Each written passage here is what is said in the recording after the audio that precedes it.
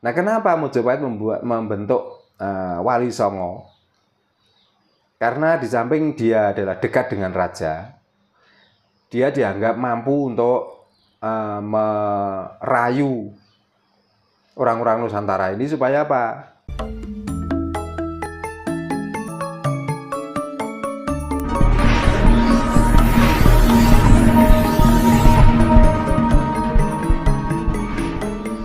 Niki Pak, saya pengen Pak Darno untuk meluruskan lah terkait sejarah tentang masuknya Islam ke tanah Jawa.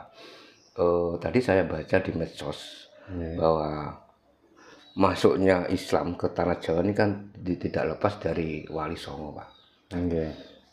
Yang saya menjadi tanda tanya dalam hati saya itu terkait Wali Songo itu merupakan keturunan dari Nabi Muhammad.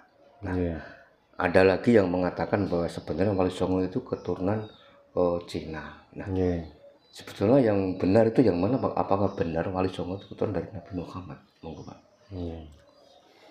Sugeng sonten sugeng pinanggih. Salam rahayu sagung dumadi kagem sederek ingkang mirsani channel YouTube di kemawon pidalem. Ugi tansah pikantuk berkahipun Gusti ingkang Karang Jagat. Lan kula ucapaken sugeng nindakaken ibadah siam wonten ing wulan Ramadan menika. Mugi anggenipun siam saged nutup setunggal wulan muput lan pikantuk berkah rahmat lan ampunanipun Gusti ingkang Maha Kuwasa menika Allah Subhanahu wa taala. Rahayu. Rahayu. Mangsuli pitakenan bilih apakah benar Islam datang ke Nusantara itu dibawa para wali ya? Sesuai kalih sejarah sing kula tampi lan sejarah ingkang kula pelajari bahwa para Wali Songo niku keberadaane lan cara dakwah atau dia waktu itu dakwah niku kan Nusantara niku sampun dicepeng salah setunggalipun kerajaan ingkang paling ageng dan paling terakhir ya menika kerajaan Mojopahit.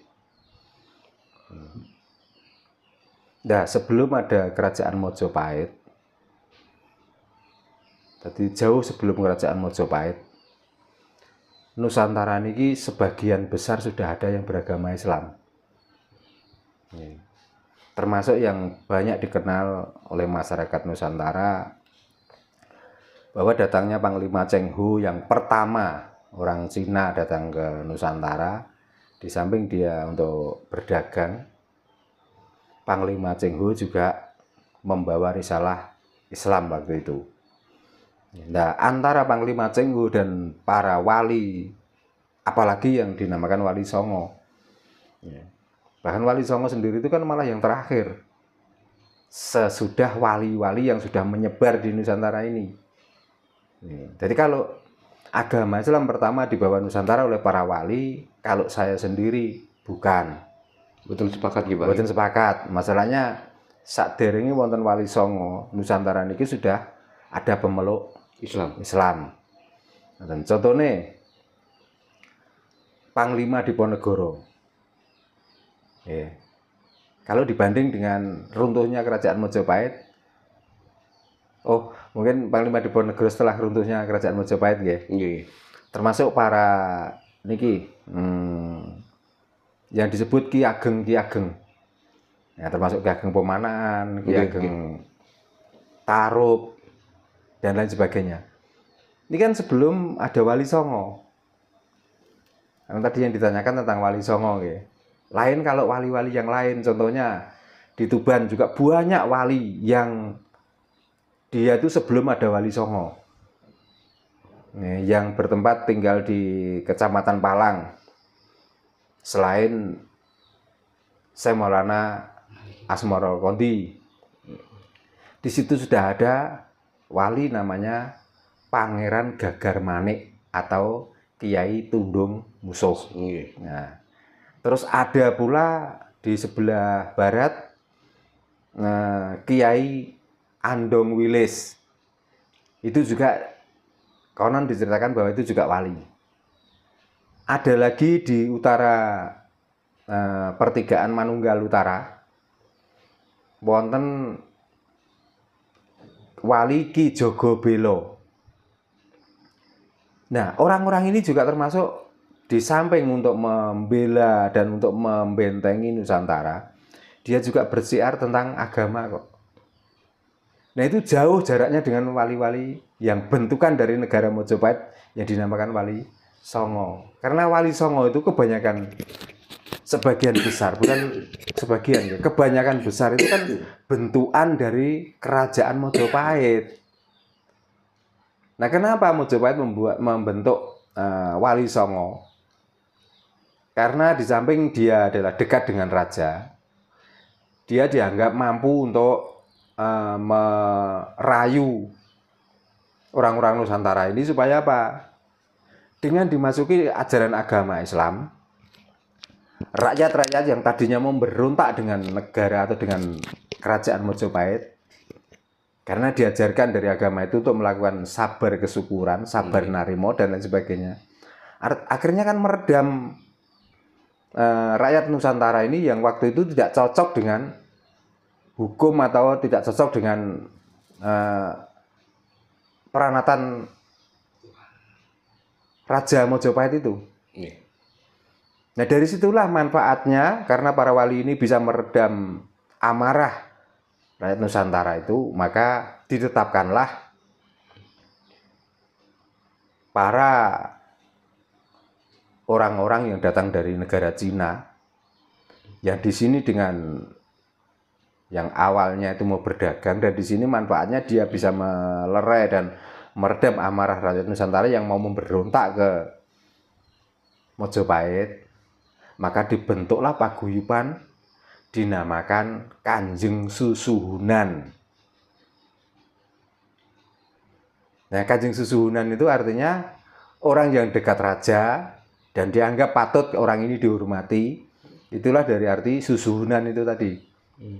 Nah, karena raja sendiri tidak bisa menyampaikan, maka utusan orang-orang yang dianggap Kanjeng Susuhunan itulah dia menjadi wakil dari raja itu. Maka diberi gelarlah orang-orang yang dianggap bisa melerai dan bisa meredam amarah rakyat Nusantara itu, diberikan gelar Wali Songo. Karena ada yang menceritakan bahwa orang-orang yang dari Arab, katanya waktu itu, sudah mengirim wali yang pertama sampai 9 kali, maka wali yang terakhir dinamakan Wali Songo. Itulah menurut versi mereka. Untuk apa? Untuk menguatkan bahwa di sini itu seolah-olah negara yang tidak, tanpa didatangi para wali, negara yang tidak beragama. Atau orang-orang yang tanpa didatangi wali, orang Nusantara ini orang yang kurang beradab. Nyatanya dengan rajanya sendiri mau kudeta, mau berontak. Kan itu klaim sepihak sebenarnya. Iya, betul. Nah, orang Nusantara itu gimana tuh? Orang Nusantara itu kan biasanya kalau tidak ketemenan, apa bahasanya ketemenan? Kalau tidak keterlaluan, kan dibiarkan. Nah, karena keterlaluan raja itu, ya, karena terkenal tuh Raja Mojopahit itu akhir-akhir ceritanya, dia sudah tidak mempedulikan rakyatnya lagi. Dia tidak mengedepankan tentang kemakmuran rakyat, tapi dia mengedepankan keegonya sendiri dan mengedepankan kepentingannya sendiri. Contohnya, saat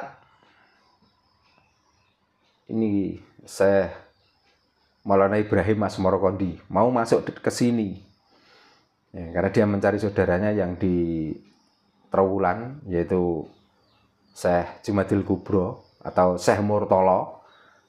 Waktu itu akhirnya ketemunya di kerajaan Mojopahit dan di situ sempat berdialog. Tapi versi ini jangan dicampur adukkan dengan versi mereka orang-orang yang taunya itu instan loh ya. Iya. Ini mengurai sejarah yang sebenarnya. Akhirnya tahu kelemahan raja itu. Raja bisa didekati, asal raja ini dibawakan putri boyongan. Gitu. Akhirnya bagaimana? Saya Maulana Ibrahim Mas Marwandi setelah minta izin datang ke sini dan untuk berdagang, dan dia membawa putri boyongan waktu itu, namanya walaupun orang Cina, walaupun orang Tiongkok, ya, namanya Dewi Anorawati. Ya. Nah, Dewi Anorawati itulah dibawa ke sini sehingga Prabu Brawijaya waktu itu terpikat dengan kecantikan Dewi Anorawati, maka Prabu Brawijaya sudah tidak mempedulikan lagi dengan Maulana Makdum Ibrahim Mas Marwandi. Apa di sini mau berdagang, apakah di sini mau dompleng di kerajaan, apakah di sini mau minta apa? Jadi semua ucapannya diiyakan, yang penting Dewi Anorawati itu bisa menjadi miliknya Prabu Brawijaya karena terpikat kecantikannya itu. Sehingga sampai Prabu Brawijaya sendiri lupa bahwa dia sudah mempunyai permaisuri dari Cina yang namanya Dewi Tan In Kian. Siapa Dewi Tan In Kian? Dewi Tan In Kian adalah ibu dari Raden Patah yang waktu itu. Karena terpikat dengan kecantikannya Dewi Anorawati, maka dia sampai tega. Dewi Tan In Kian ya waktu itu sudah hamil 7 bulan. Ya, dengan bujuk rayunya Dewi Anorawati karena ingin menguasai kerajaan dan kepingin memperluas jajahannya dan kepingin memperbanyak bawaan orang-orang yang dari Cina itu supaya bisa masuk ke Nusantara, bisa diterima oleh Prabu Brawijaya. Maka mengetahui Dewi Tan In Kian ini sudah hamil 7 bulan dan nanti ini menjadi putra raja karena sama-sama dari Cina, nanti ini yang akan menjadi wakil penguasa di Nusantara. Maka Dewi Anorawati meracuni Prabu Brawijaya supaya Dewi Tan In Kian diusir. Dia mau menjadi permaisuri, dia mau dinikahi oleh Prabu Brawijaya asal Dewi Tan In Kian diusir dari negara Majapahit. Nah, sampai Prabu Brawijaya sendiri tanpa berpikir panjang, ya wajar namanya laki-laki yang apalagi dia berkuasa, ya, dan dia lupa dengan sesanti orang Jawa bahwa orang Jawa itu sebenarnya mengedepankan eling purwo duksina. Tapi dengan kemolekan dan kecantikannya putri dari negara Cina, akhirnya dia lupa dengan itu semua, lupa dengan eling purwo duksina itu, maka terjadilah Dewi Tan In Kian dihajar waktu itu, disingkirkan dari Majapahit yang hanya untuk supaya mendapatkan Dewi Anorawati. Nah itu. Jika Wali Songo itu bukan penyebar agama Islam di Nusantara, khususnya di Jawa, lalu tugas dari Wali Songo sendiri itu apa Pak sebenarnya? Tugas dari Wali Songo? Tugas dari Wali Songo itu untuk membacking kebutuhan yang ada di Nusantara di Kerajaan Majapahit. Nah, kenapa kok gitu? Negara Nusantara itu kan negara terkenal yang sangat besar. Betul. Negara yang sangat dihormati dan dikagumi dari beberapa negara luar. Ya itu loh kelemahannya Prabu Brawijaya saat itu. Di akhir perjalanannya mereka itu selalu mengedepankan kepentingannya sendiri dan dia istilahnya kekeh dengan egonya. Nah, kepentingan dan egonya itu larinya ke perempuan gitu loh. Maka dari situ rakyat ini sudah mulai tidak percaya lagi dengan raja itu. Maka banyak yang berontak, banyak yang keluar dari negara Majapahit itu, dari kerajaan Majapahit. Nah, otomatis dengan raja-raja ini ditinggalkan orang-orang yang tadinya pendukung Prabu Brawijaya yang bisa menata dan bisa memajukan kerajaan Mojopahit, setelah ditinggal orang ini akhirnya mau jadi apa toh? Makin lama makin merosot, makin menurun toh. Dan makin ketidakjelasan toh hukum di Mojopahit ini. Nggih. Nah, setelah orang-orang ini sudah mulai keluar, kan banyak para kepatihan, para adipati yang berontak, Ronggolawe yang sudah dihadu domba perang dengan kaki Nambi. Lalu kerajaan-kerajaan Teluan yang dari Ndoho, dari Singosari, ini sudah akhirnya kembali lagi ke kerajaan sendiri, tidak mau mendukung lagi Raja Mojopahit. Kan akhirnya ringkih. Lah dari keringkihan itulah, dengan egonya Sang Prabu Brawijaya itu, maka dia mendatangkan orang-orang asing itu. Lah kebetulan orang-orang asing ini di sini, satu dia mempunyai keahlian, ya ada yang ahli niaga, ahli perang, ahli tata negara. Maka orang-orang ini dimanfaatkan untuk mendukung kejayaan negara Mojopahit itu. Nah, di samping itu, orang-orang ini sebelum datang ke sini dia sudah belajar dan sudah memahami tentang agama Islam itu. Maka sekaligus di sini sebagai penasehat, sebagai ahli di bidang masing-masing, dan dia juga diberi wewenang untuk mensiarkan agama itu supaya apa? Supaya rakyat kecil ini lo nggak berontak.